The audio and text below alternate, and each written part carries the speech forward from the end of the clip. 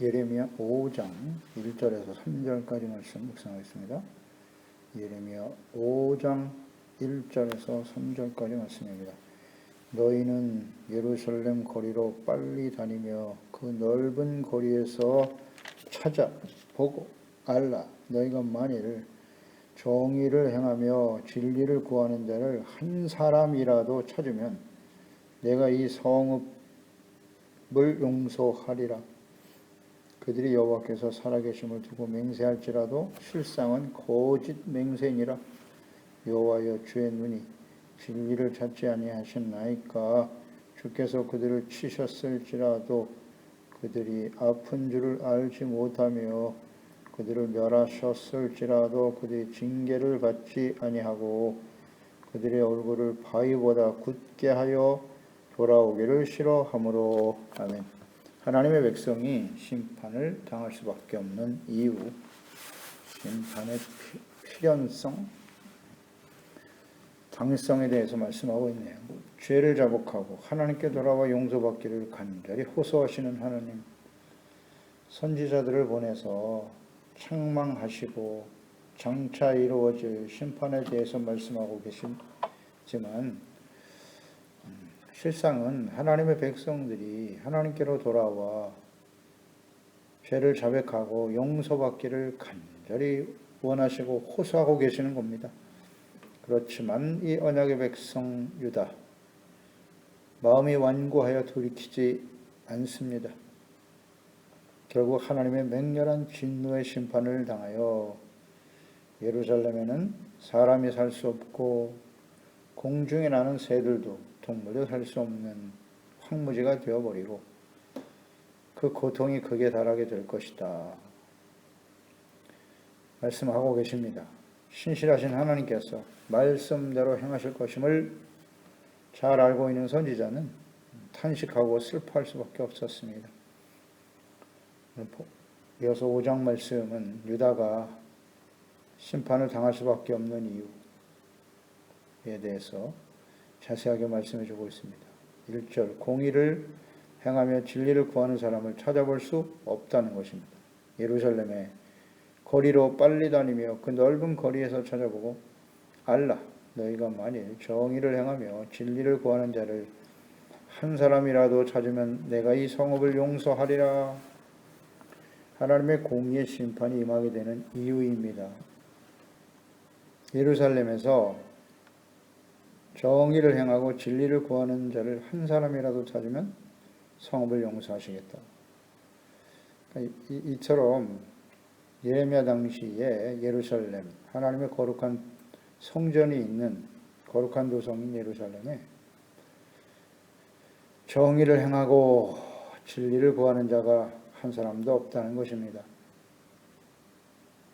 한 사람도 없다. 이 말씀을 우리가 묵상해 보면 정말 의인이 한 사람도 없었을까요?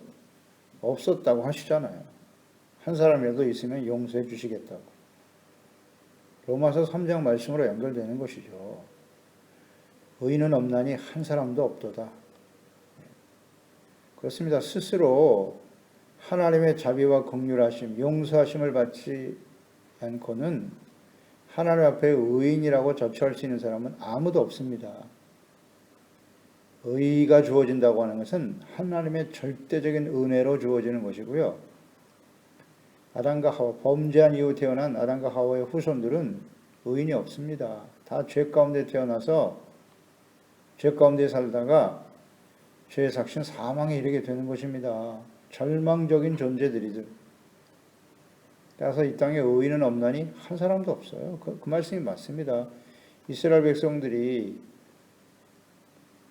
하나님의 택하심과 주권적 선택에 의해서 애굽에서 구원을 받고 약속의 땅 가나안에 거주하고 있습니다만 그들이 의로운 적이 있었던가요?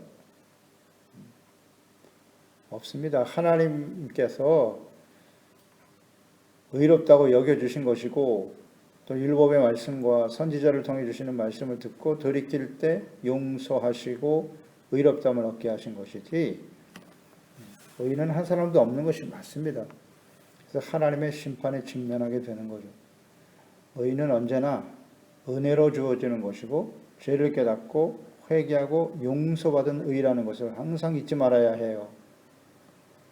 우리가 예수 그리스도를 믿고 죄사함 받고 용서받아 의롭다함을 얻은 하나님의 자녀가 되었다. 은혜로 된 일이고요. 그러나 우리가 완전한 의인이냐? 아니다. 아니다. 의롭다고 여겨주시는 거예요. 어떤 사람에게 죄를 깨닫고 회개하고 용서받은 사람들을, 이 의에 대한 개념을 바르게 이해해야 합니다. 당시에 의인이 없는 거 맞습니다. 오늘날 이 시대도 마찬가지예요. 하나님 앞에 의를 주장할 수 있는 사람은 없어요. 오직 예수 그리스도의 십자가, 죄를 깨닫고 회개하고 용서받은 사람, 그게 의죠. 의인이 없기 때문에 심판을 받는 겁니다.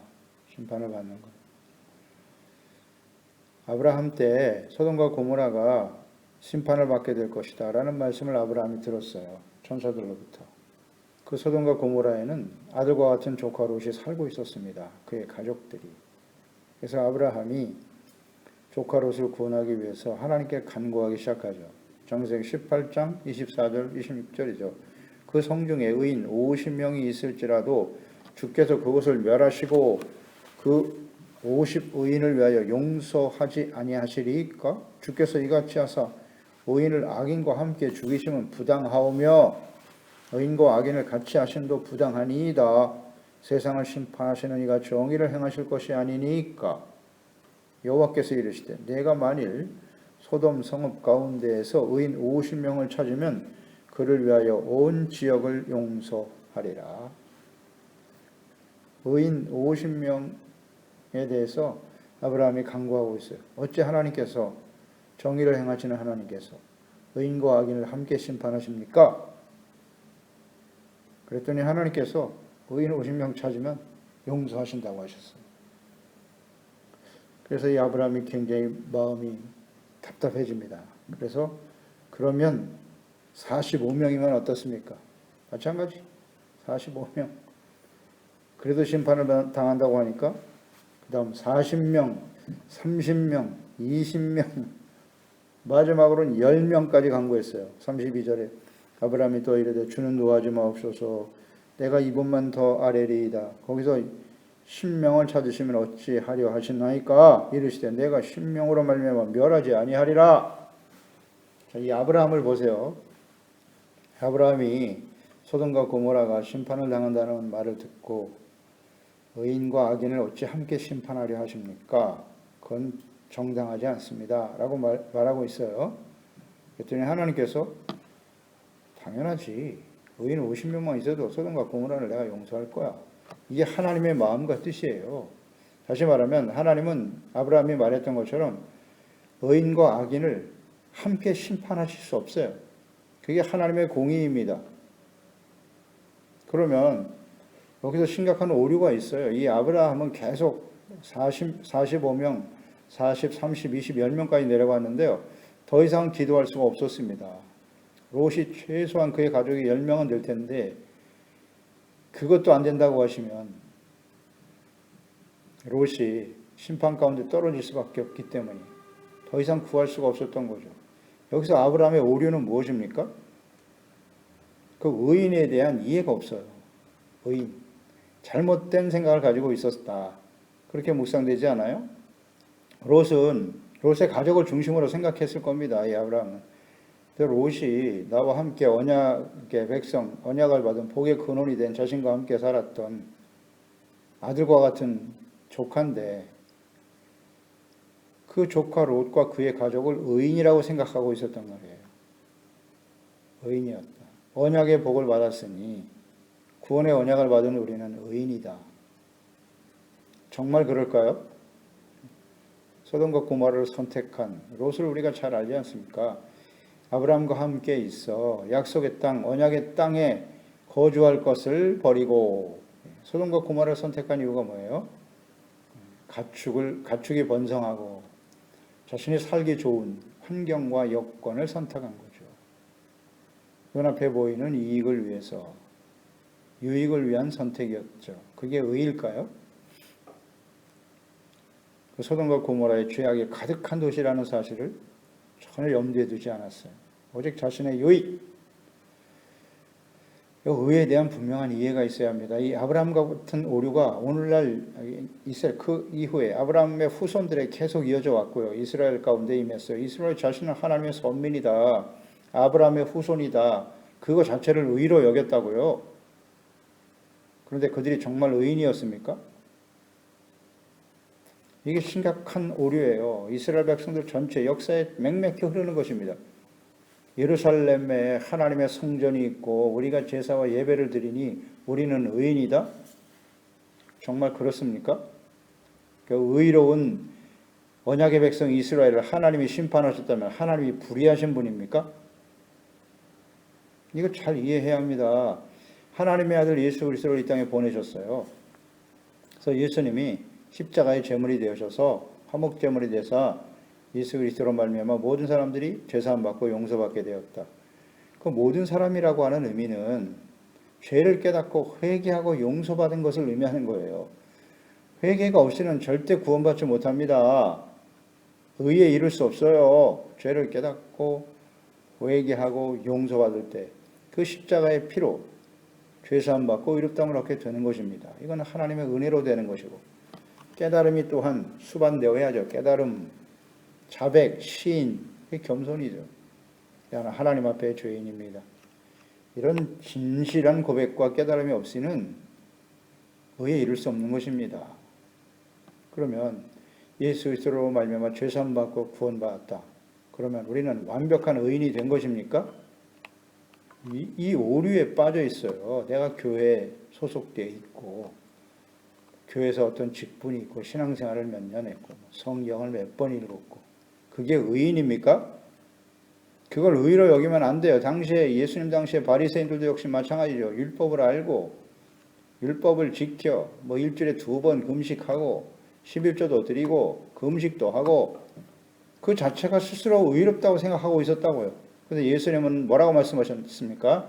외식하는 바리새인들이요 회칠하는 무덤과 같다. 겉은 그럴싸한데 속은 온갖 썩고 더러운 것으로 가득하다. 그것을 의로 율법의 어떤 행위, 경건의 모양 자체를 의로 여기더라는 것이죠. 오늘날 교회와 그리스도인들도 마찬가지 이 오류에 빠져 있어요. 일주일에 내가 몇 번 예배를 드리고 기도를 어떻게 하고 하나님의 말씀을 얼마나 많이 알고 그 자체가 의가 아니라고요. 아브라함의 오류가 이스라엘 백성들 가운데 맹맥히 흐르고 오늘도 마찬가지예요. 그리스도인들도 의에 대한 개념을 이해를 못하고 있어요. 그러니까 의인 10명이 없어서 결국 소돔과 고모라는 멸망을 당하는 것인데 하나님께서 아브라함의 간구와 기도를 들으시고 롯과 그의 가족들을 불쌍히 여기신 거죠. 그래서 천사들을 보내사 롯과 그의 가족들이 소돔과 고모라를 떠나게 하신 것입니다. 떠나게 하시고 그 다음 소돔과 고모라에 불과 유황으로 심판이 임한 것입니다. 그러니까 여기서 하나님의 속성이 분명히 드러나잖아요. 하나님의 뜻이. 하나님은 의인과 악인을 함께 심판하지 않으신다. 내보내셨잖아요. 그리고 소돔과 고모라에는 악인들만 있었던 거죠. 악인들만. 그래서 심판을 당하게 되는 것입니다. 이 하나님의 뜻은 성경 전체에 맹맥히 흐르는 것이에요. 우리가 창세기를 계속 묵상하면서 창세기가 진리의 기초다. 하나님의 뜻이, 하나님의 속성이 잘 나타나 있다. 창세기 6장 노아 시대에 임한 홍수 심판이지 않습니까? 5절로 7절에 여호와께서 사람의 죄악이 세상에 가득함과 그의 마음으로 생각하는 모든 계획이 항상 악할 뿐임을 보시고 땅 위에 사람 지으셨음을 한탄하사 마음에 근심하시고 이르시되 내가 창조한 사람을 내가 지면에서 쓸어버리되 사람으로부터 가축과 기는 것과 궁중의 새까지 그리하리니 이는 내가 그것들을 지었음을 한탄함이니라 하시니라.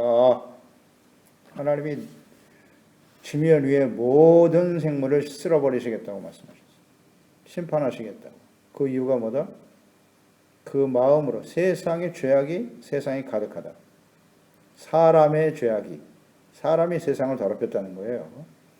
그의 마음으로 생각하는 모든 계획이 항상 악하다는 거예요. 계속 지켜보신 거예요. 돌이킬 수 있는 기회를.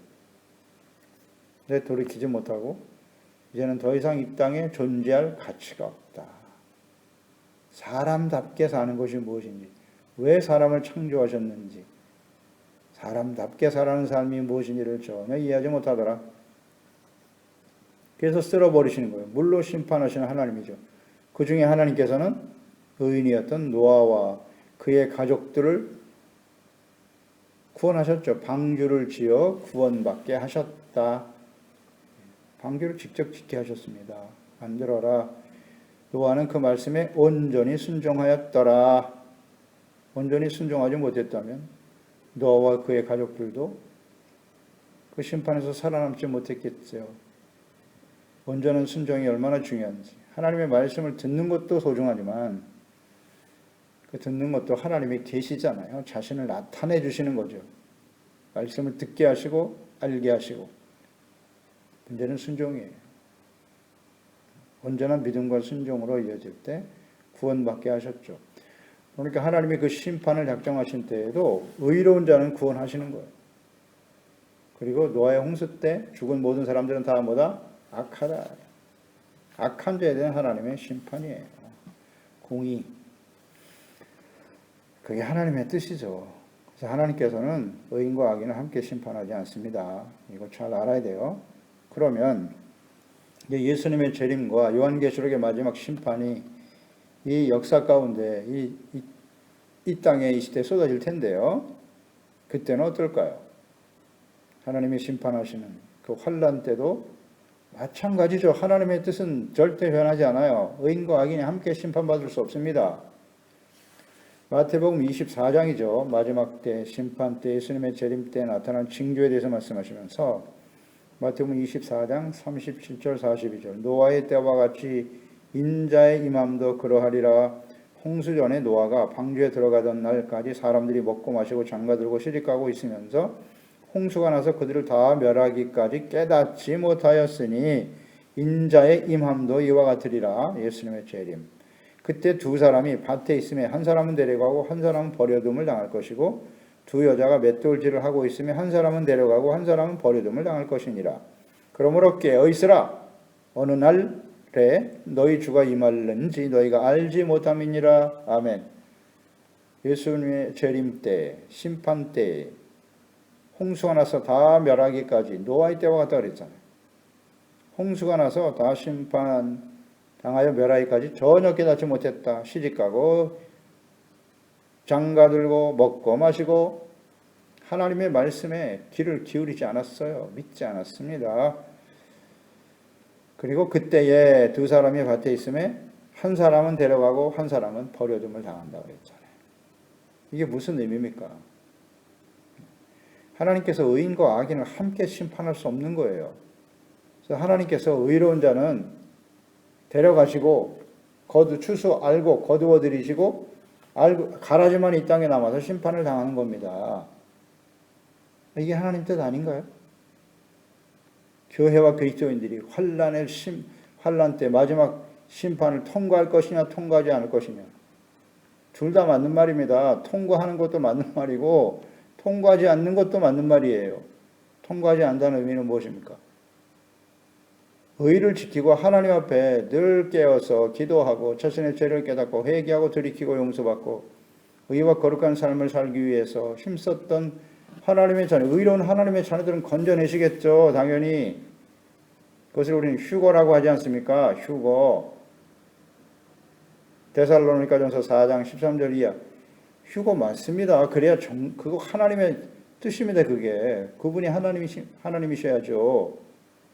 그래서 의로운 자 준비된 자는 하나님께서 끌어올려내시고 이 땅에 마지막 심판이 쏟아질 때 이 땅에 있는 사람들은 누구예요? 다 가라지들이죠. 어떻게 의인이 악인과 함께 심판을 받습니까? 그건 성경적이지 않아 하나님의 뜻이 아닙니다.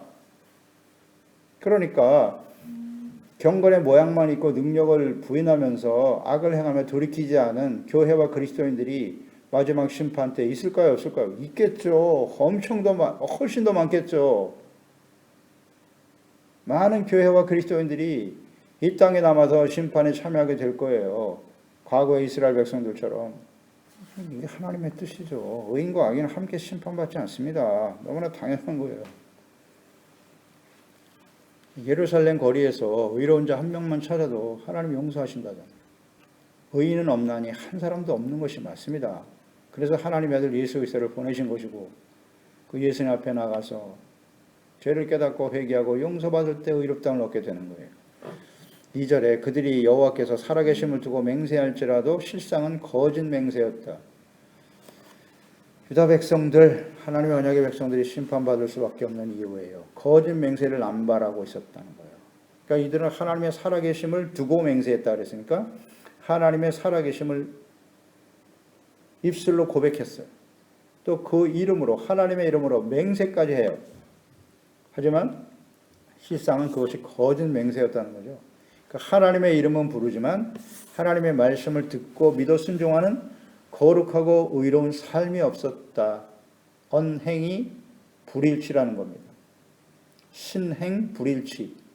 믿는다고 말하고 하나님의 이름을 들먹이면서 하나님의 말씀과 뜻을 순종하는 일은 전혀 행하지 않더라. 이 부분에 주목해야 됩니다. 이것이 바로 거짓 맹세라고 하나님은 분명히 말씀하셨어요. 거짓 맹세. 하나님의 말씀을 듣고 지켜 순종하지 않는다면 그들이 입으로 고백하는 하나님의 이름, 예수 그리스도의 이름, 기도, 고백 다 거짓 맹세라는 것입니다. 이미 하나님께서 레위기에 말씀하셨어요. 레위기 19장 1절 이하에 보면 여호와께서 모세에게 말씀하여 이르시되 너는 이스라엘 자손의 온 회중에게 말하여 이르라. 너희는 거룩하라. 이는 나 여호와 너희 하나님이 거룩함이니라. 그 거룩함을 지켜가기 위해서 필요한 게 뭐죠? 십계명 말씀, 율법의 말씀을 잘 지켜 순종하는 것이 거룩함입니다. 그 율법의 말씀 앞에서, 계명 앞에서 자신들의 죄를 깨닫고 돌이키고 용서받고 의롭다함을 얻는 그것을 삶의 최우선, 가치 우선순위로 삼고 살아가는 것이 거룩함입니다.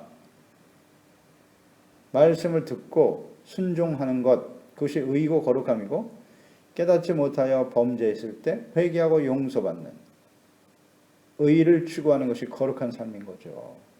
그러면서 3절 이하에 너희 각 사람은 부모를 경유하고 나의 안식일을 지켜라. 십계명이잖아요. 하나님의 거룩함을 지키라고 말씀하시며 십계명 말씀을 구체적으로 풀어서 적용하고 계세요. 너희 각 사람은 부모를 경유하고 나의 안식일을 지켜라. 나는 너희 하나님 여호와니라. 또 너희 헛된 것들에게 향하지 말며 너희를 위하여 신상들을 부어 만들지 말라. 우상 숭배하지 말라고. 나는 너희 하나님 여호와니라. 너희는 내 이름으로 거짓 맹세함으로 12절에 보면 너희는 내 이름으로 거짓 맹세함으로 내 하나님의 이름을 욕되게 하지 마라. 나는 여호와니라. 십계명을 풀어서 설명하고 계세요. 십계명의 핵심은 하나님 사랑, 이웃 사랑이잖아요. 이걸 지키는 것이 의이고 거룩함이라고 했습니다. 그 중에서 12절 레위기 19장 12절 말씀은 너희는 내 이름으로 거짓 맹세함으로 내 하나님의 이름을 욕되게 하지 말라 그랬거든요. 이것이 바로 십계명의 3계명에 해당되는 거예요. 여호와의 이름을 망령되이 여기지 말라. 풀어서 설명하신 것이죠.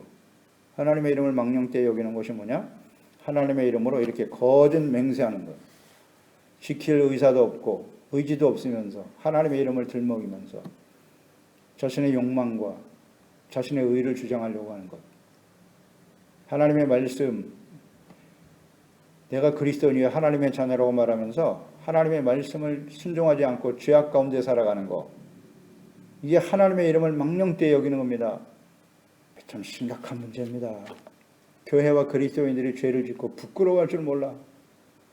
모든 사람들이 우리가 하나님의 자녀 그리스도인이라는 사실을 알고 있는데 함부로 말하고 악을 행하면서도 전혀 그 죄책감, 죄에 대한 심각성을 깨닫지 못하고 있어요. 이것이 바로 하나님의 이름을 망령되이 여기는 것입니다. 하나님의 이름으로 거짓 맹세를 남발하면서. 그래서 예레미야 당시에 이스라엘 백성들이 이와 같은 모습을 가지고 있었기 때문에 멸망을 향해 가는 겁니다. 심판을 피할 수 없게 된 거예요. 거짓 맹세를 남발하고 있었다. 예수님께서 산상수훈에 역시 말씀하셨어요. 산상수훈은 구약 성경에 나타난 하나님의 뜻을 아주 요약해서 가르쳐주고 계신 말씀이라고 했죠. 보물과 같은 말씀이라고. 마태복음 5장 33절 37절 또 옛사람에게 말한 바 헛맹세를 하지 말고 내 맹세한 것을 주께 지키라 하였다는 것을 너희가 들었으나 나는 너에게 이르노니 도무지 맹세하지 말지니 하늘로도 하지 말라 이는 하나님의 보좌이며 땅으로도 하지 마라 이는 하나님의 발등상이며 예루살렘으로도 하지 말라 이는 큰 임금의 성이며 내 머리로도 하지 말라 이는 내가 한토록도 희고 검게 할 수 없음이라 오직 너의 말은 옳다 옳다 아니라 아니라 하라 이에서 지나는 것은 악으로부터 나느니라. 아멘. 예수께서도 말씀하셨잖아요. 헛맹세, 거짓 맹세 할 수밖에 없는 존재라는 거예요. 우리들은. 그러니 아예 맹세하지 마. 이름으로도 뭐 예루살렘으로 뭐 제단을 두고도 사람의 자신의 머리를 두고도 절대 하지 마. 지키지 못할 것은 하지 말란 뜻이죠. 악으로부터 나오는 것이라고. 다 악으로부터. 우리 적용을 시켜보세요. 오늘날 우리들도 하나님의 이름을 부르고 기도하고 가르치고 증거하기도 하면서 하나님의 말씀, 명령을 온전히 지키지 못하고 살아가고 있지는 않는가? 기도도 합니다. 하나님의 말씀을 묵상하고 내가 말씀을 뭐 몇 번 읽었고 어떻게 알고 성경 지식을 자랑하고 뭐 경건의 삶을 자랑하고 나의 삶은 어떠한데요? 그 말씀대로 난 살고 있나요? 명령을 온전히 지키지 못하고 살아가고 있지는 않는지 하나님의 자녀답게 그리스도인답게 살아가고 있습니까? 이런 것이 다 거짓 맹세입니다. 우리가 계속 묵상되는 바이지만 우리가 예수 그리스도를 믿고 구원받은 이후에 하나님 앞에 주여 우리가 세례를 받는다는 게 뭐예요? 이제 예수님은 나의 주인이십니다. 예수님만이 나의 구주가 되십니다. 하나님은 내 아버지십니다. 나는 하나님의 자녀가 되었고 이제는 나의 주어진 나머지 삶은 내가 주인이 아닌 예수님을 주인으로 섬기고 그리스도로 믿고 순종하며 하나님의 뜻대로 살겠습니다. 세례라는 것 자체가 사실 맹세입니다. 하나님 앞에 그리스도인답게 하나님의 자녀로 살겠다는 거 아니에요? 나는 맹세한 적 없다고요? 그리스도인으로 살겠다고 지금까지는 내가 주인 되어 살아왔지만 이제부터 나의 주인은 예수님이시라고 하나님이 나의 왕이시라고 하나님의 말씀과 뜻대로 살겠습니다.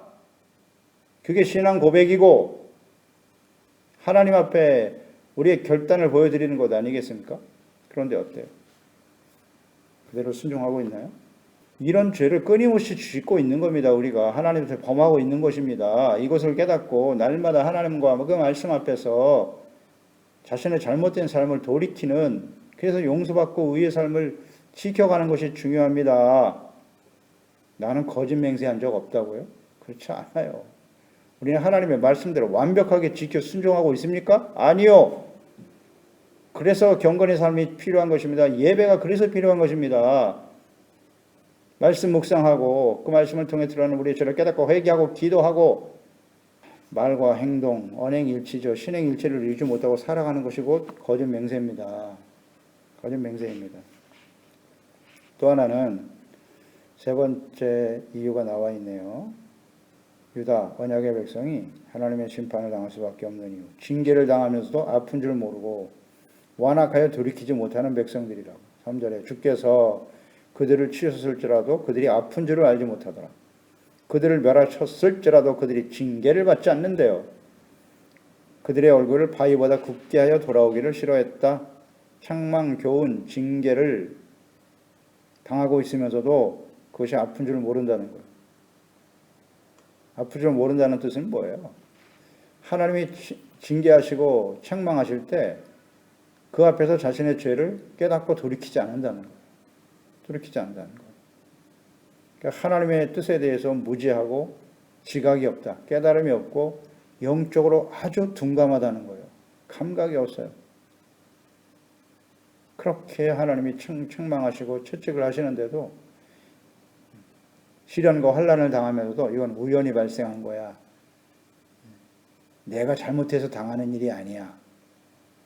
이렇게 끊임없이 자신의 의를 주장하고 합리화시키는 거예요. 난 죄가 없어. 징계를 당하면서도 아픈 줄을 몰라요. 즉시 하나님 앞에 자신의 죄를 깨닫고 눈물로 회개하고 돌이키는 삶이 되어야 할 텐데 그렇지 못하니 참 하나님 난감하시죠. 그러나 절대 포기하지 않으세요. 하나님은 포기하지 않으십니다. 왜? 사랑하는 자식이니까. 자녀를 포기할 수 없잖아. 부모 입장에서는 사랑하는 자식이 잘못된 길을 가고 있는데, 죽음의 사망의 길로 가고 있는데 그냥 내버려둘 부모가 어디 있습니까? 어떻게 해서든지 돌이키게 해야죠. 하나님, 부모는 포기할 수 있어요. 자식을 포기할지 몰라도 하나님은 절대 포기하지 않으시고 또 반드시 돌이킬 수 있도록 하십니다. 징계하시는 것. 그러니 시련과 어려움이 다가올 때 하나님 앞에 겸손해지라는 거 아닙니까? 죄를 깨닫고 자백하고 하나님께 돌아오면 되는데 어렵지 않은데. 얼굴을 바위보다 굳게 했다. 완고하다는 거죠. 완악하고 완고한 마음을 가지고 있어서 부끄러움이나 수치를 전혀 모르는 상태. 그렇게 징계를 당하고 얻어맞으면서도 고개를 빳빳이 쳐들고 나는 잘못이 없어. 내가 잘못돼서 이런 일이 일어나는 게 아니야. 아주 완악하죠. 그리고 또 하나는 돌아오기를 싫어했다. 돌아오기를 싫어해. 하나님께 돌아오기를 싫어했다는 것은 고의예요. 고의. 고의로 하나님의 말씀과 뜻을 거부하고 부인하는 겁니다. 돌아오기를 싫어했다. 회개하면 되는데 그걸 안 해요. 절대 안 해요. 무지와 지각이 없음. 하나님이 나에게 왜 이렇게 하시느냐. 하나님에 대한 원망과 불만으로 가득해. 겸손하게 돌아오면 되는 거예요. 그런 게 바로 교만입니다. 시련과 징계를 당하면서도 나는 잘못이 없어. 왜 하나님이 나에게 이렇게 하시는 거야? 내가 그동안 하나님을 어떻게 섬겼는데 왜 나에게 이렇게 힘들고 어려운 일을 만나게 하시는 거지요? 나는 그런 하나님을 인정할 수 없어요? 이런 게 교만입니다. 그래서 안 돌아오는 거예요. 간단해요. 하나님, 제가 잘못했습니다. 바르게 하겠습니다. 이게 그렇게 어렵다는 겁니다. 이것이 성경을 통해서 우리에게 주는 교훈입니다. 아이고 쉽지 않습니까 사실? 하나님 앞에 인정하면 되잖아요. 예, 제가 잘못했어요 하나님. 앞으로 잘할게요. 이게 뭐 어렵나요? 근데 그렇게 어렵다는 거예요. 어렵다는 겁니다. 그래서 멸망의 길을 가는 겁니다. 돌아오라. 제가 잘못했어요. 애통하는 자가 복이 있는 겁니다. 마음이 심령이 가난한 자가 복이 있는 거예요. 온유한 자가 복이 있도다. 말씀 듣고 예 알겠습니다. 주님의 말씀대로 따를게요. 이게 복입니다. 우리는 이런 기도를 끊임없이 해야 돼요. 하나님의 말씀에 대한 우리의 태도, 하나님의 마음에 합한 사람, 다윗의 고백을 묵상해 보죠. 시편 19편입니다. 7절로 13절에 여호와의 율법은 완전하다. 영혼을 소성시키며 여호와의 증거는 확실하여 우둔한 자를 지혜롭게 하며 여호와의 교훈은 정직하여 마음을 기쁘게 하고 여호와의 계명은 순결하여 눈을 밝게 하시도다. 여호와를 경외하는 도는 정결하여 영혼까지 이르고 여호와의 법도 진실하여 다 의로우니 하나님의 말씀만이 의롭다. 우리 영혼을 소성케 한다는 거예요. 정결하고 깨끗하게 한다.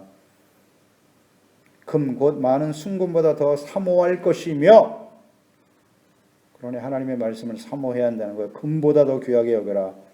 또 꿀과 송이꿀보다 더 달도다. 하나님의 말씀에 대한 태도잖아요. 이 다윗. 또 주의 종이 이것으로 경고를 받고, 하나님의 말씀인데 경고를 받는다잖아요. 이것을 지킴으로 상이 크니이다. 자기 허물을 능히 깨달을 자가 누구리요? 나를 숨은 허물에서 벗어나게 하소서. 또 주의 종에게 고의로 죄를 짓지 말게 하사 그 죄가 나를 주장하지 못하게 하소서. 그리하면 내가 정직하여 큰 죄가에서 벗어나겠나이다. 아멘. 이 다윗의 깨달음과 하나님께 진실한 고백과 기도를 들어봐야 합니다. 이걸 묵상해야 됩니다. 10편, 19편 진실한 마음으로 고의로 죄를 짓지 말게 해달라. 우리는 그럴 수밖에 없는 존재라는 것입니다. 다윗의 이러한 고백. 그러나 예레미야 당시에 하나님의 백성들로부터는 전혀 발견할 수 없죠. 마음이 완고하죠. 히브리서 12장 5절이야. 또 아들들에게 권하는 것 같이 너희에게 권면하신 말씀도 잊었도다 일렀을 때 내 아들아 주의 징계하심을 경히 여기지 말며 그에게 꾸지람을 받을 때 낙심하지 말라. 11절에 무릇 징계가 당시에는 즐거워 보이지 않고 슬퍼 보이나 후에 그로 말미암아 연단받은 자들은 의와 평강의 열매를 맺느니라. 아멘입니다. 기도하겠습니다. 하나님 아버지, 오늘도 주의 말씀을 묵상하면서 왜 하나님의 백성, 언약의 백성, 하나님의 거룩한 성전이 있는 예루살렘, 유다 백성들이 이방인들에 의해서 멸망을 당할 수밖에 없는 것일까요? 하나님의 자녀와 백성들이 어찌 멸망의 길을 갈 수밖에 없나요? 왜 심판에 처하게 되는가요? 분명히 말씀하고 있습니다. 그 이유에 대해서 오늘 잘 말씀하고 있는데요. 우리 예수 그리스도 안에서 구원받은 오늘날 이 시대의 하나님의 자녀 그리스도인들 역시 마찬가지입니다. 거짓 맹세를 남발하고 하나님의 살아계심과 주의 이름을 들먹이면서도 우리의 삶은 전혀 그 말씀대로 순종하지 아니하는 언행, 신행 불일치의 삶을 살고 있는 것 자체가 거짓 맹세이고 하나님의 심판의 필연성이라는 사실을 다시 한번 깊이 깨닫게 도와주세요.